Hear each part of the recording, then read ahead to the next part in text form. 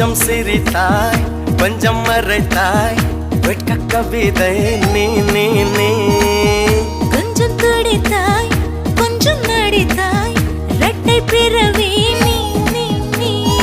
அம்மா அம்மம்மா என் தாயோட்டும் பேசாத மௌனத்தை நீயே சொன்னாய் அப்பா அப்பப்பா நான் யாரோடும் பேசாத முத்தத்தை நீயே தந்தாய்